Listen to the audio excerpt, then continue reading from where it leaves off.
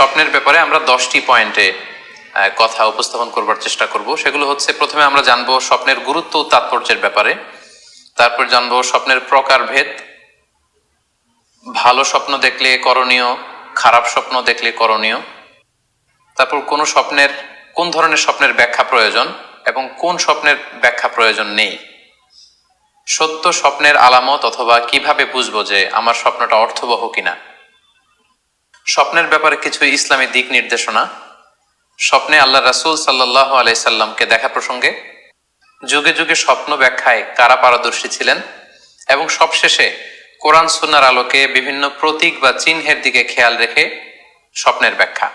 এই 10টি পয়েন্টে আজকে আমরা স্বপ্ন নিয়ে আলোচনা করার চেষ্টা করবো ইনশাআল্লাহ। আমরা সাধারণত অনেকে মনে করে থাকি যে স্বপ্ন হচ্ছে নিছক একটি স্বপ্ন বা এটা কল্পনাপ্রসূত বিষয়। মুমিনের জীবনে বা বিশ্বাসীর জীবনে স্বপ্ন শুধু নিছক স্বপ্ন নয়, বরং এটা মুমিন জীবনে অনেক অর্থবহ এবং তাৎপর্যপূর্ণ। মুমিন জীবনে এটা একটা ভালো স্বপ্ন হতে পারে আল্লাহ তাআলার পক্ষ থেকে কোনো ধরনের সুসংবাদ কিংবা দিক নির্দেশনা, কিংবা হতে পারে বান্দার প্রতি সতর্কবাণী। একচোখা বস্তুবাদীরা বলে থাকে আমরা যখন ঘুমাই তখন মস্তিষ্ক আমাদের স্মৃতিগুলো নিয়ে নাড়াচাড়া করে, আমাদের স্মৃতিগুলোকে পুনর্বিন্যাস করে, আর সেটাই আমাদের কাছে স্বপ্ন হিসেবে ধরা দেয়। অর্থাৎ তারা বলতে চায় যে স্বপ্ন হচ্ছে ঘুমের ঘোরে আমাদের দৈনন্দিন জীবনে ঘটে যাওয়া আমাদের চিন্তা বা ভাবনার প্রতিচ্ছবি। কিন্তু ইসলামের দৃষ্টিতে স্বপ্ন শুধু আমাদের চিন্তা ভাবনার প্রতিচ্ছবি নয়, এটা হতে পারে আল্লাহ তাআলার পক্ষ থেকে সুসংবাদ, হতে পারে গ্ল্যাড টাইডিংস কিংবা সতর্কবাণী। তাই এই স্বপ্নের ব্যাপারে আমাদেরকে খুব ভালো ধারণা রাখা উচিত। শুরুতে আমরা বলবো যে এর গুরুত্ব এবং তাৎপর্য কতটুকু। স্বপ্ন হচ্ছে নবুয়তের সূচনা। নবুয়তের সূচনা হয়েছিল স্বপ্নের মাধ্যমে।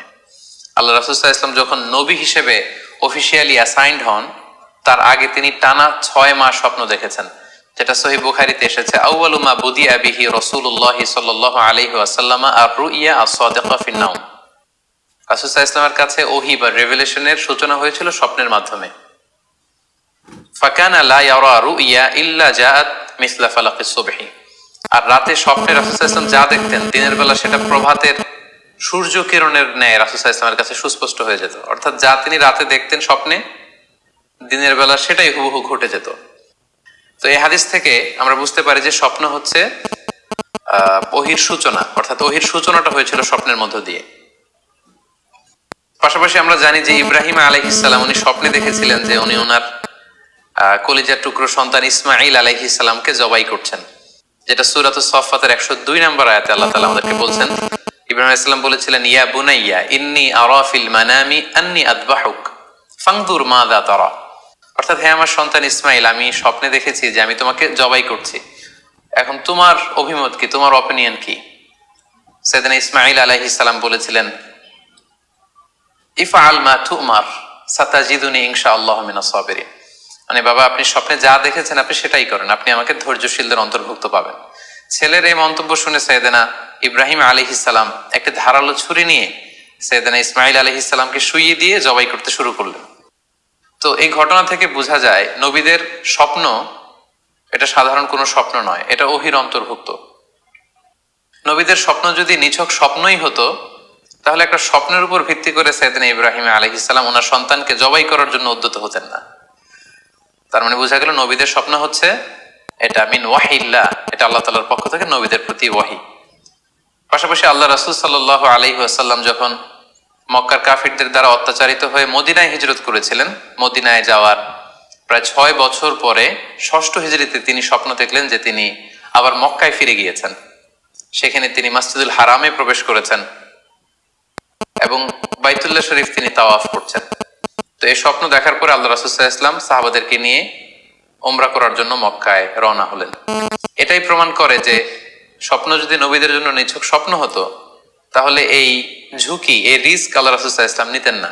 কিন্তু এই ঝুঁকি নিয়েও তিনি উমরা করতে গিয়েছিলেন, যদিও সে বছর তিনি উমরা করতে পারেননি, ওনাকে ফিরে আসতে হয়েছিল। তৎপরবর্তী বছর অর্থাৎ 7ম হিজরিতে তিনি এই উমরাটি সম্পাদন করেছিলেন।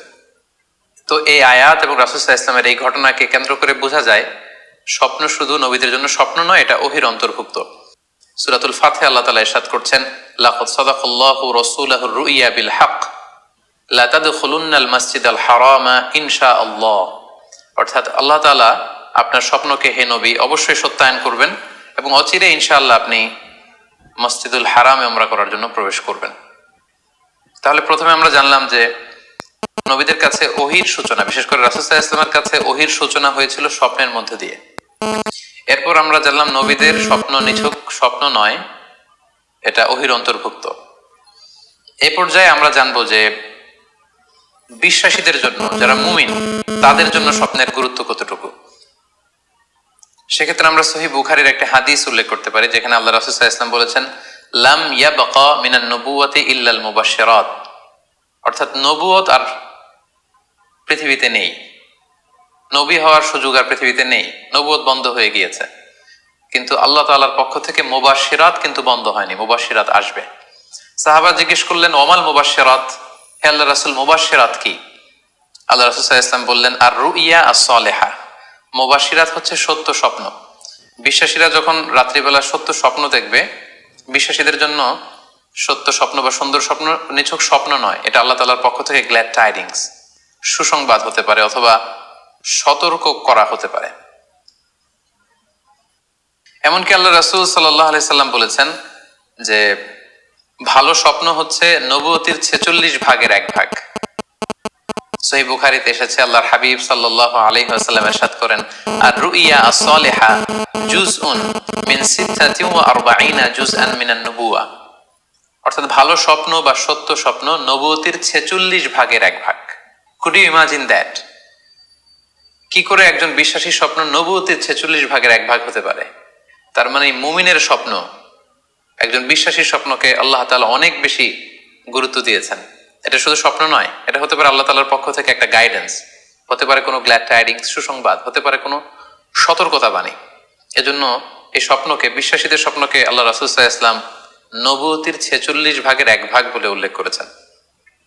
কেন তিনি বিশ্বাসীদের স্বপ্নকে নবুয়তির 46 ভাগের 1 ভাগ বলে উল্লেখ করলেন? এর কারণ হচ্ছে, আমরা জানি যে আল্লাহ রাসূল সাল্লাল্লাহু আলাইহি সাল্লাম তিনি নবী হয়েছিলেন কত বছর বয়সে? জি, 40 বছর বয়সে।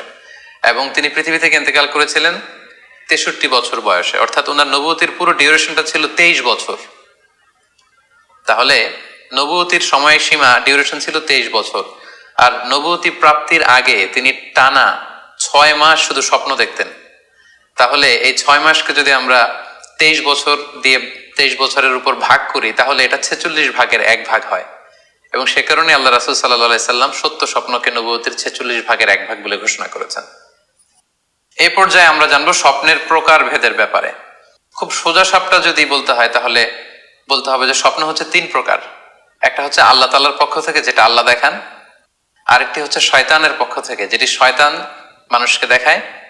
আরেকটি হচ্ছে নিজের পক্ষ থেকে, অর্থাৎ সারাদিন আপনি যেটা নিয়ে কনসার্ন, সারাদিন আপনি আপনার চিন্তা ভাবনার মধ্যে যেই জিনিসটাকে স্থান দেন, সেটাই আপনি রাত্রিবেলা দেখেন। অর্থাৎ দিনের বেলা হয়তো কেউ খেলাধুলা নিয়ে খুব ব্যস্ত, সে খুব ফুটবল পছন্দ করে, সারাদিন ফুটবল খেলে। দেখা যাবে যে রাতের বেলাও সে স্বপ্নে দেখছে যে সে ফুটবল খেলছে, অথবা স্টেডিয়ামে যে সে ফুটবল খেলা দেখছে। দিনের বেলা হয়তো সে বাজারে যে ব্যবসা বাণিজ্য করে, রাতেও হয়তো দেখা যাচ্ছে সে যে জিনিসপত্র কিনছে, দরদাম করছে। সেটা তার পক্ষ থেকে। তাহলে বেসিকলি স্বপ্ন হচ্ছে 3 ধরনের, একটা আল্লাহর পক্ষ থেকে, একটা শয়তানের পক্ষ থেকে, আরেকটা হচ্ছে নিজের পক্ষ থেকে, যেটা আমরা সহিহ মুসলিমের একটি বর্ণনা থেকে জানতে পারি, যেখানে আল্লাহ রাসূল সাল্লাল্লাহু আলাইহি ওয়াসাল্লাম ইরশাদ করছেন, আর রুইয়া সালাসা, স্বপ্ন হচ্ছে 3 ধরনের। ফারুইয়া আস-সালিহা বুশরা মিনাল্লাহ, যেটা ভালো স্বপ্ন সেটা হয় আল্লাহর পক্ষ থেকে,